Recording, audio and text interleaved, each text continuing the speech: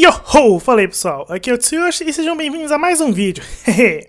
E hoje é dia de anime e finalmente, pessoas, nesse vídeo eu trago a terceira e última parte dessa saga que eu gostei muito. Nesse vídeo eu trago a saga Blood Parte 3. Pra quem não viu as últimas análises e não tá sabendo, de tempos em tempos eu vou trazendo algumas sagas de animes que durante o seu lançamento tiveram várias animações que não são praticamente uma sequência da outra.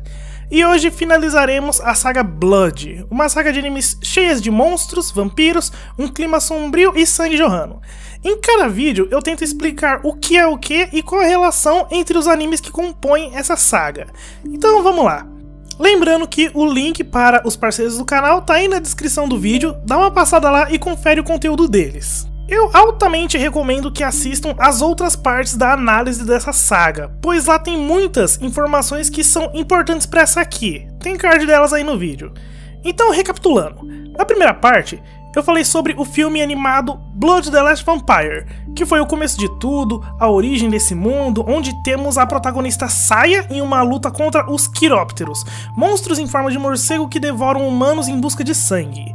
Na segunda parte, eu falei sobre Bloody Plus, anime que foi lançado alguns anos depois do sucesso de The Last Vampire, onde temos uma outra Saya, dessa vez mais humanizada e sem memórias do seu passado, onde o mesmo é triste e sombrio o suficiente que deu a ela motivos para confrontar sua irmã gêmea, Diva, e seus quirópteros em uma guerra pelo futuro da humanidade. Nessa terceira e última parte, eu irei falar sobre Bloody Sea, anime feito em parceria com o estúdio Clamp, onde mais uma vez temos uma Saya diferente e um novo mundo para explorarmos. Então vamos lá, Bloody Sea é um anime original de gênero ação, drama, horror, gore, sobrenatural e vampiros. Como eu já disse em algumas análises anteriores, ele entra para essa categoria de anime original, pois ele foi feito totalmente para a TV, sem a necessidade de alguma outra mídia para ser adaptado. O anime foi produzido pelo estúdio Production IG, em associação com um grupo Clamp, que é conhecido por muitos amantes de shoujo por aí, e tem um pouquinho da Aniplex também. Como eu disse nas outras partes, o estúdio Production IG foi responsável por várias animações incríveis, algumas delas sendo Diamond no Ace, Kimi ni Todoke, Sengoku Basara e Usagi Drop. O anime Bloody Sea foi ao ar no Japão dia 8 de julho de 2011 e durou até 30 de setembro do mesmo ano, contendo 12 episódios, 7 onas, 2 ovas e 1 filme. Na análise do Oreimo, eu expliquei o que são onas, tem card aí dele também na tela. Então vamos começar. Bloody Sea, traduzindo ficaria Sangue C, também é conhecido como Bloody Clamp. É um anime original produzido pelo estúdio Production IG em associação com a Clamp. O anime foi dirigido por Tsutomu Mizushima, com o roteiro de Nanase Okara e Junichi Fujisaku. A Nanase-san faz parte da equipe Clamp, enquanto o Fujisaku-san foi diretor em Blood Plus e roteirista de várias novelas de Blood. Bloody Sea é uma sequência, entre aspas, dos outros animes, só que mais puxada para um mundo alternativo. Ele compartilha alguns pontos e conceitos de seus antecessores. Essa é uma versão mais moderninha, porém similar de Blood Plus. A sua história segue um outro rumo, mas ainda tem a mesma temática relacionada ao sangue. Agora vamos para a análise, começando pela história. Como é que eu posso começar? Diferente dos seus antecessores, o roteiro de Bloody Sea é mais complicado ainda de se explicar sem dar spoiler do que os outros. Já que é uma obra em parceria com a Clamp, o roteiro segue meio que uma receita de bolo até certa parte, nos apresentando esse mundo que possui algumas similaridades com os anteriores. Mas bem, vamos lá. A história acompanha o dia a dia da nossa protagonista, Kisaragi Saya. Sim, dessa vez não é Otonashi como nos anteriores. Essa Saya também é diferente da Saya de The Last Vampire. A Saya de Sea é meio desastrada, meiga e um pouco avoada também. Ela vive em um templo com seu pai, Kisaragi Tadayoshi, um senhor responsável pelo qual Saya tem grande afeto, já que parece que a mãe dela faleceu há algum tempo. Toda manhã, Saya passa na cafeteria Gun Movie, onde ela toma o seu café da manhã todo santo dia, chegando até a jantar lá às vezes, pois ela e seu pai não sabem cozinhar. O dono da cafeteria, Nanahara Fumito, é um grande amigo do pai de Saya e tem um grande carinho pela garota. Ele dá muitos conselhos para ela e conversa sempre que pode. Na escola, Saya é muito conhecida por seus atrasos, que são causados muitas vezes por ela se distrair muito fácil. Geralmente, ela se atrasa por estar arrumando lixo na rua, ou tentando fazer carinho em algum filhote que ela encontrou no caminho, coisas assim. O grupo de amigos da Saya é composto por mais 4 alunos, as gêmeas Motoe Nono e Nene, a madura Amino Yuka e o representante de classe Tomofusa Itsuki. O dia de Saya passa normalmente, onde ela geralmente fica até tarde, como castigo por chegar atrasada na escola, e na volta ela acaba atrasando um pouco mais para chegar em casa também, pelos mesmos motivos de quando ela vai para a escola. Quando Saya chega em casa, ela conversa com seu pai até a noite cair, e é aí que tudo começa a mudar. Quando a noite cai, Saya deve cumprir o seu dever como sacerdotisa do templo. Aqui é onde temos uma mudança nos conceitos da história em comparação com os anteriores. Aqui não existem quirópteros. Em Bloody Sea, Saya tem o dever de eliminar os Furukimono. Traduzindo ficaria os antigos. Eles são criaturas que existem nos mais diversos tamanhos e tipos. Mas todos eles têm uma coisa em comum. Todos eles se alimentam de humanos, bem similar aos quirópteros. O pai de Saya parece ter alguma maneira de identificar aonde e quando os Furukimono vão aparecer. Então toda noite ele chama Saya para o templo principal e a entrega uma katana muito style, que é a única coisa que pode matar os Furukimono. Então, Saya sai para caçar a criatura e, após uma luta difícil, geralmente terminando com Saya se machucando um pouco e coberta de sangue, ela volta para casa e descansa para começar tudo de novo no outro dia. E é basicamente isso. Durante o dia, a Saya é uma garota normal, desastrada e avoada, que é adorada por seus amigos e se diverte na escola. Mas durante a noite, a Saya se torna quase que uma outra pessoa. Ela fica séria, com os olhos vermelhos, e se torna uma guerreira poderosa, uma verdadeira máquina de matar. E quando ela volta para casa, após as lutas, ela levanta com quase todos os seus ferimentos curados, não importando quão graves eles são. Mas mesmo assim, Saya ainda tem algumas dúvidas. Ela vive dizendo que deve manter uma promessa que ela fez há muito tempo atrás, sobre proteger todo mundo. Porém, ela não consegue se lembrar para quem ela fez essa promessa. E é aí que outras dúvidas vêm a ela. Quem são os Furukimono? Com quem ela fez aquela promessa? Como a sua mãe morreu? Essas coisas vão batendo na cabeça dela cada vez que a história vai avançando. E a história segue a partir daqui, seguindo meio que uma receita de bolo, como eu disse lá no começo.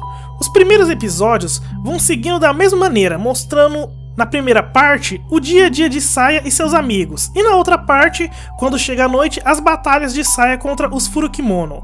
Isso vai se tornando monótono, até que mais ou menos depois de uns 4 ou 5 episódios, a coisa muda e fica tudo mais interessante, frenético e repulsivo em certas partes, te fazendo ficar ansioso e curioso pro que vai acontecer nos episódios seguintes. E quando termina você fica naquela vontade de quero mais, de assistir mais do anime.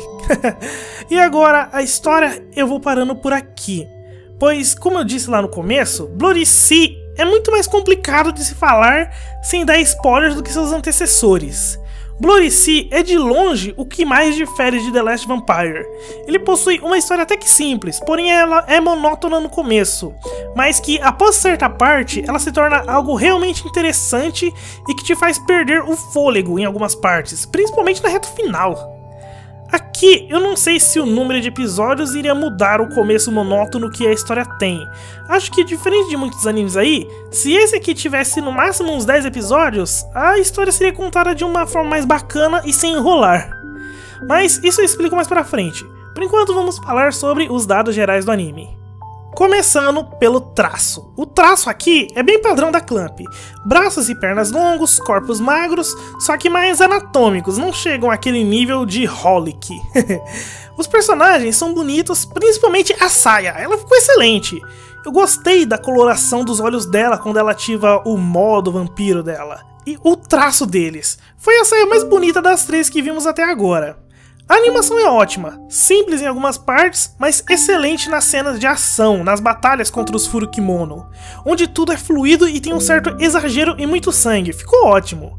E isso é outra coisa que Bloody Sea tem muito: sangue, gore. Quando chegaram nessas cenas, eu realmente não esperava aquilo.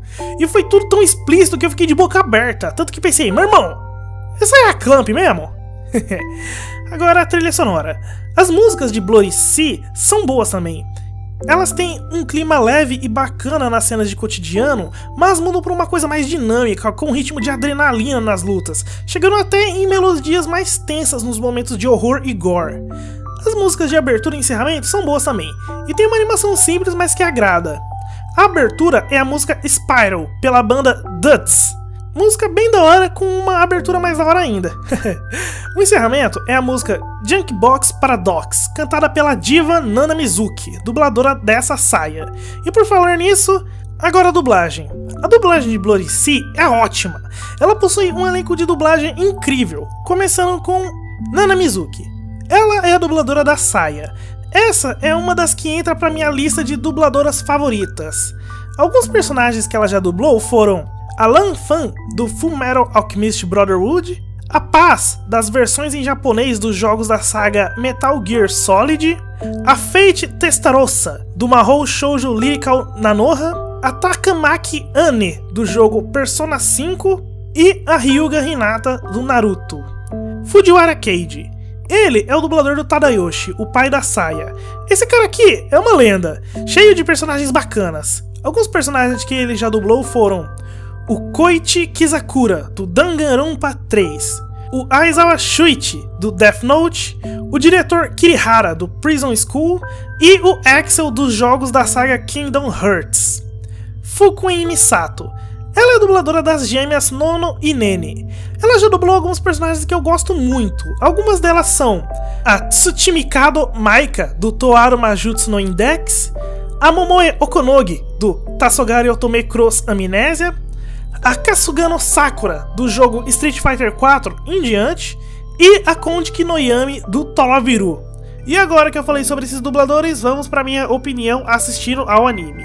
Quando eu comecei a assistir Bloody Sea, eu realmente não fiquei com muita vontade de continuar. Tudo que acontecia era previsível, ocorria de um jeito lento e cada episódio que passava parecia que eu estava assistindo o episódio anterior, pois no começo o próprio anime desenvolve uma rotina de começar mostrando as manhãs de saia, com ela tomando café todo dia na cafeteria do Fumito. Meu irmão, como eu odeio esse cara! Eu não gosto de personagens parecidos com ele, todo certinho, Ikemen. E o dia a dia dela vai seguindo para o seu tempo na escola, trocando uma ideia com os amigos e professores, até chegar de noite, onde realmente as coisas se desenvolvem e ficam empolgantes. Mas aí, no próximo episódio, tudo volta a ser como foi no anterior, era muito monótono. Mas aí, depois de uns 4 ou 5 episódios, o anime muda totalmente seu ritmo. Ele fica com uma história sombria e um gore muito forte. A partir daqui, você já não sabe onde a história vai parar. Acontecem umas coisas que você pensa, pronto, agora eu não sei o que vai acontecer mais nessa história. Pode acontecer qualquer coisa. As lutas ficam melhores, mais impactantes e mais violentas. E nem sempre elas acabam bem. Na verdade, a maioria delas acabam de um jeito que você fica de boca aberta. E nessas horas você vê o impacto que esse acontecimento teve na própria saia, que vai mudando e amadurecendo no decorrer da série. E aqui eu já deixo avisado, Bloody Sea é muito violento, pessoas, muito mesmo, deixando The Last Vampire no chinelo em questão de violência. E caso queiram assistir, vai fundo na versão sem censura, na versão Blu-ray, vai ser uma experiência muito boa. O que seria de negativo na história seria como ela termina. Não que ela tenha terminado de uma maneira ruim, mas foi repentino. Ainda mais com o começo que ela teve. Se eles tivessem contado a história de uma forma mais dinâmica, sem ficar enrolando da maneira que eles fizeram nos primeiros episódios do anime, ele poderia ter terminado de uma maneira mais épica. Mas aí quem assistiu ficou meio confuso e ansioso com os acontecimentos no final do anime. Foi aí então que vieram alguns ovas e finalmente o filme, para terminar de vez essa história. E eu vou falar sobre eles agora, com as informações extras. Como seus antecessores, Bloody Sea possui algumas adaptações para mangá e até para live actions, que são uma adaptação para mangá chamada só de Bloody Sea. Esse é um mangá que foi publicado entre 2011 e 2012 e possui 4 volumes encadernados. Ele conta toda a história do anime. Em dezembro de 2011, outra adaptação para mangá foi publicada, chamada Blorici Izayoi-kitan, esse sendo um spin-off que acontece antes dos eventos do anime. Esse mangá durou de setembro de 2011 até maio de 2012 e possui 2 volumes. Entre abril de 2012 e outubro de 2012, no site oficial do filme de Blorici, foram lançados 7 onas de mais ou menos 2 minutos cada, chamados Blorici Nononene Gekijou, que explicam um pouco sobre o anime com as gêmeas Nono e Nene como protagonistas. Também em 2012, em maio, foram ao ar 2 ovos chamados Blorici Special Edition, ovos que resumem os acontecimentos do anime original e acrescentam cenas extras. Tudo isso foi lançado para refrescar a memória do pessoal e se preparar para o próximo lançamento. Dia 6 de junho de 2012, foi ao ar nos cinemas o filme Blorici The Last Dark, um filme com duração de mais ou menos 1 hora e 50 minutos que acontece após os eventos do anime, sendo uma continuação da história e também o seu fim. Esse filme conseguiu ser melhor que praticamente todo o anime, na minha opinião. Nele temos um final definitivo para o mundo de Blorici, onde temos explicações para muitas dúvidas que tínhamos, principalmente quem é um personagem misterioso que aparece durante o anime normal, mas não fazemos ideia de quem ele seja. Tudo isso com uma animação linda, ação de tirar o fôlego e uma saia poderosa e mais parecida com as outras saias vampiras que conhecemos durante a saga. Também em junho tivemos o mangá Blorici The Last Dark, que é um mangá de volume único que adapta a história do filme para mangá. Mas não acaba por aí não, pessoas. Em julho de 2015, 3 anos depois, em um teatro público no Japão, foi apresentado um stage play, uma peça teatral chamada Blorici The Last Mind, que conta o que aconteceu nos 6 meses que temos entre o anime original e o filme The Last Dark. E finalmente, para terminar as informações extras, temos o filme live action chamado Azura Girl Blorici Another Story. Esse filme foi lançado nos cinemas japoneses nesse sábado, dia 26 de agosto desse ano 2017. Tem nem 2 semanas.